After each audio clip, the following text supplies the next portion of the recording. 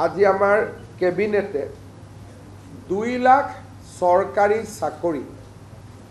আমি কি ধৰণে কেনেকৈ দিব পাৰিম এই বিষয়ে সিদ্ধান্ত ল'বৰ কাৰণে মুখ্য সচিবৰ অধীনত এটা টাস্ক ফোৰ্স গঠন কৰি দিছে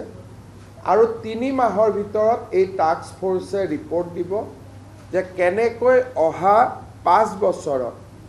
আমি 2 লাখ চৰকাৰী চাকৰি দিব পাৰোঁ। অৰ্থাৎ মুখ্য সচিব ডাঙৰীয়াই প্ৰতিটো বিভাগৰ লগত কথা পাতি চৰকাৰী বা চৰকাৰৰ দ্বাৰা নিয়ন্ত্ৰিত বিভিন্ন কৰ্পোৰেশ্যন আমাৰ বিশ্ববিদ্যালয় 6 শিডিউলৰ কাউন্সিল এই গোটেইবিলাকত মিলি অহা 5 বছৰত আমি কেনেকৈ 2 লাখ যুৱক যুৱতীক চৰকাৰী চাকৰি দিব পাৰোঁ তাৰ বিষয়ে প্ৰতিবেদন এখন দিবৰ কাৰণে মুখ্য সচিব ডাঙৰীয়াৰ অধীনত এটা টাস্ক ফোৰ্স গঠন কৰি দিছে যাতে আমি আমাৰ যেটো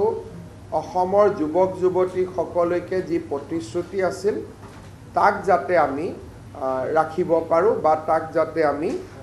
পালন কৰিব পাৰোঁ।